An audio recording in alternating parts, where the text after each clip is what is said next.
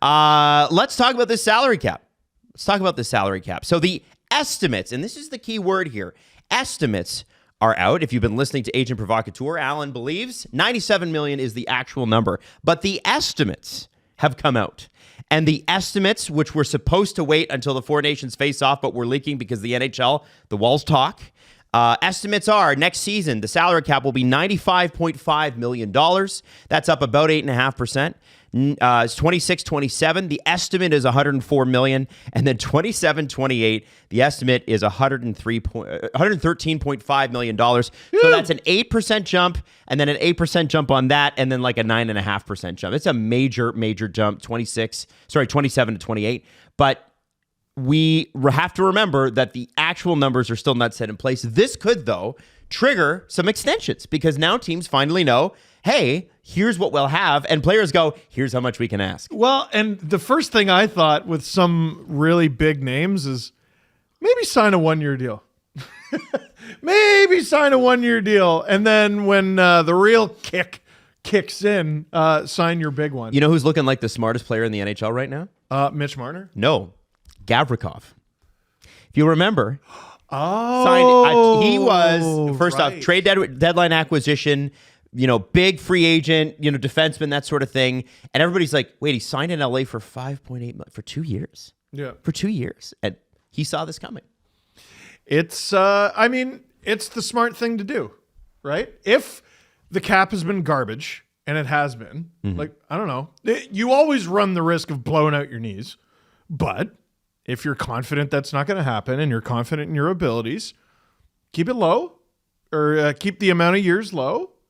Wait and see. Hold. And this is the reward right now. This is when you call your agent and go, pick up your phone. Right. Now, anybody that signs a contract this offseason, I feel like if they go long-term, is basically like any team that signs a guy at the $95.5 million number, let's say it's static at that. And it's, again, these teams look at it, these players look at it, these agents look at it as percentage against the cap. They don't look at it in the actual full number. For how do you calculate value? It's percentage against the cap. If you are signing a long-term deal this summer, like 8 years, 7 years, 6 years, unless you are super young, you are potentially robbing yourself if you don't go short. Well, I was going to cut you off, as I often do.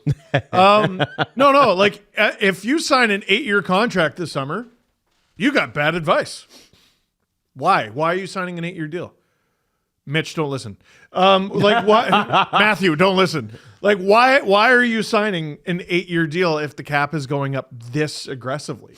Matthews was ahead of the game in this regard with the 5-year and the 4-year. What's the point of signing 8 years when this is the reality ahead of you? Nylander at 11.5? That becomes a steal pretty soon. All of a sudden looks real good. Mm-hmm. There was a time where I went, oh God, wow, okay, that's a lot.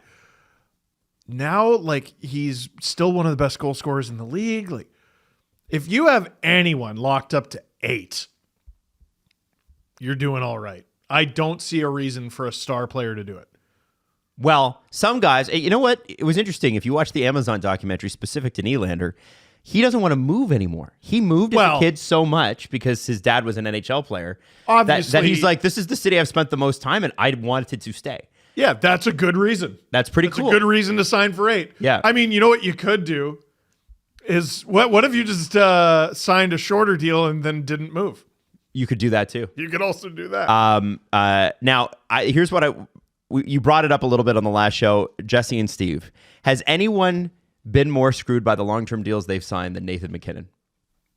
By the end of his career, he will have left $50 million on the table. He won't care. I mean, Crosby did. Crosby left $50 million on the table. Yeah, but Crosby did in a way that feels on purpose. You don't think Nate did on purpose? No.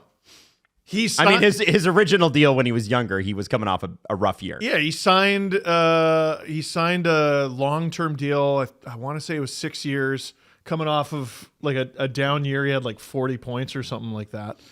And then he had probably the greatest contract in the NHL for a number of years. Now he's making 12.6 in an economy where this summer we're probably going to see a player sign for 15. Right. You think McDavid's signing for a dime less than that? No shot. And if he does, that just build the statue now, pre-cup. Dude, it's hey, good for the Avs. Mm-hmm. Jesse. I think what Steve was saying there is the most interesting name in the salary cap discussion, because the 2026 offseason, when the cap is supposed to be that $104 million, Conor McDavid is a free agent.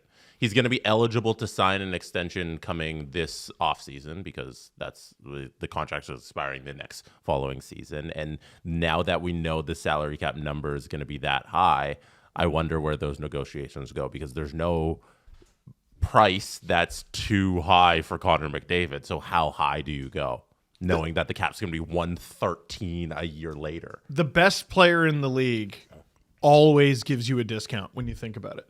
Mm-hmm. McDavid should be making 20. You can't. But by the time what's the upper limit for a player's contract is 20, 18 something? I think so. I forget the actual in percent. Like 2 years. I forget the actual percent, but whatever that number max is what he should make next off season. Yeah. And then it's still a discount come the 113. 20%, Jesse. 20%, yeah, right? So whatever 20% of $104 million is, that should be his cap number. And then it's even less once the cap goes up the following. I believe that would be $20.04 million. I think it's like that would be his number. The way more interesting number with McDavid isn't the cap hit. Like, we know it's going to be the upper limit. It's the amount of years. Yep. I mean, I think if he signs anything longer than 3 or 4, it's an act of charity. No, seriously. Why would he sign 8? Well, with the cap going up this aggressively, why would any star player do that? So, I mean, Steve, what if you were to predict what Conor McDavid's next contract looks like? Who is it with? How long? For how much money? Okay, you're not going to enjoy this answer, but it totally depends on his priorities. If it's 8 years, it's what the literal maximum number is times 8, because that's the most he can sign for on that day. I think if he was smart, he'd sign for the literal max number, maybe even a hair less, as a little bone to throw the Oilers. Mm-hmm. But I'm doing 3 or 4 years. So let me ask again. What do you think Conor McDavid's next contract is? Years, team, dollars. Oilers, 4 years, and then whatever the max is. I don't know the number. Leafs. So it would be 104 million. So that 20.4. I'm going to say Leafs. 18 million, 7 years. Nice. God bless you, Adam Wylde. God bless you. I don't think so, okay. But bless you. Greg Wyshynski just tweeted, kind of amazing that Leon Draisaitl's cap hit, which is 14 million, will only be 12.3% of the Oilers cap come 27-28. Yeah, dude. That's great. He signed 8 years, right? Yeah. Jeez. We were looking at McKinnon. That's crazy. Any of these deals, I'll give you another one. Mm-hmm. Shesterkin. Oh, yeah. Good deal. Hell of a deal. Right? It looked a little rich. How does it look now? All right, follow-up question that we did the McDavid. Next up, Mitch Marner. Did the Toronto Maple Leafs make a mistake by not signing Mitch Marner early in this season to a long-term contract? The word on the street is neither side were ready for that. I think it's a very unique situation where the team will not even begrudgingly let a player walk if there's failure. And if there isn't failure, I think he's just going to stay. Like, he wants to be here. Right? So what's the number? So what's okay. If you want to stay, there's incentive to sign for 8. But it would be a total act of charity on his part. Yeah. There is no reason for him to do it. Now, if he did that, the anger and it's not entirely his fault. He wanted the maximum term last time, and he got it, and the cap stayed flat, right? Like, we should be at about 120 million now. I start the negotiations at Leon's number. If you're Mitch? Yep. And it's important to know, he sits between Leon and Connor McDavid right now in points. Yep. Leon's third. Leon's Connor's first in goals. Yes, but in points. Yep. I'm just talking about points. Sure. Don't think I mentioned goals. I mentioned goals because they're more valuable. Draisaitl, Marner, McDavid. 3, 4, 5 in points. Damn. I don't think you're wrong. And here's the question, though. Do you guys think he would go, and I have no idea, have no insight on this. Do you think he'd go a full 8? Or do you think he's going to be like, you know what, I'm doing what Matty is doing. I'm doing 4 years, and then I'm going to see where we're at the end of this. I was surprised Willie signed for 8. Right?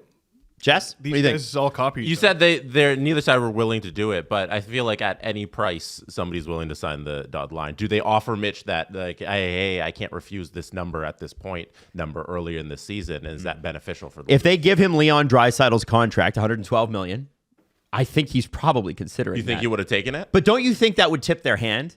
And it's like, well, once we offer him this, we can't come back. Like, we can't come back and be like, you know what, Mitch? Sorry about that offer. It's now 13.5 later on. Like, that is negotiating wise, it's not a great strategy, because if you're the Leafs, you're just going, this is what we're willing to go to. And then you put them in a take it or leave it position, and he's got no trade protection. Mm-hmm. So maybe they didn't go there because it wasn't the best but he holds the cards here. He really does. He's going to sign in an 8-year, $16 million contract, and then we're going to find out there's about 1,000 cases of bird flu, and then we're all going to be, it's going to be bad. I think let's not do that. If the Leafs don't perform and Mitch doesn't perform, I feel like the Leafs then get all of the power, because I think everybody would be willing to walk away. And you're talking about playoffs, right? Yeah. What is? So I don't know if he holds any power if he doesn't show up. Can I ask you? Well, can I ask you guys? there is that. Yeah. Yep. Mitch has been about a point a game player in his career on, in the Leafs in the power play playoffs. And I understand that those came in bunches, right? Sometimes, like, you look at the Tampa series, like, wow, he got a whole bunch of points in that. He actually scored them all in the first 2-3 games. Showing Marner's points per game in the playoffs is deliberately misleading.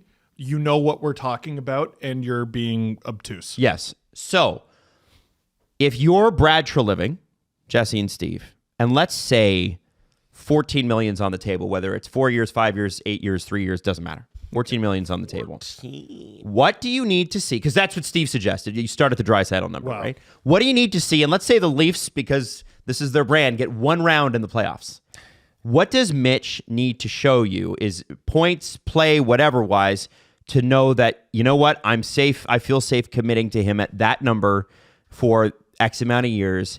Like, what do you need to see to be like, okay, he's put the playoff demons behind him? Be the number 1, 2, or 3 reason why this team had playoff success. Get them over the hump. Pot a couple goals. Set up a couple. Throw up some points. Don't take a puck over the glass penalty because you're nervous.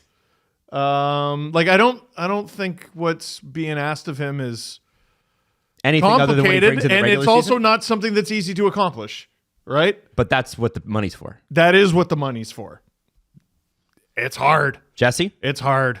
Yeah, no, that's it. Like, you need to see what he does in the regular season in the playoffs. Like, it needs to be proven that game translates to the playoffs, because right now you see it in spurts, you see it a little bit, but it hasn't been consistent, hasn't resulted in any sort of significant run for the Toronto Maple Leafs. The games get harder, you get better. That's what the greatest players do. Mm-hmm. Do you guys feel like, do you honestly think, and I don't want to do this too much, but I think we're midway through the season, and what you've seen is a career year for Mitch Marner. It's very quietly a career year. This is the best overall hockey we've ever seen him play. I think specifically you really saw him shine when Matthews wasn't playing. Oh, yeah. I'm thinking specifically of November, the way him and Nylander really carried things. Mm-hmm. And we will get into the Leafs Wild game a little bit later, because I do want to get back to the trade and all the stuff that happened last night. Sure. But with Marner's play so far, do you think the way he's playing now will translate to the playoffs in more success for him? Are you seeing differences in his game that you're like, he's doing it different this year in comparison to last year? He's more physical. He's more willing to go to the net. Plays angry. Plays angry, but like productive angry, not like, I'm just completely thrown off my game.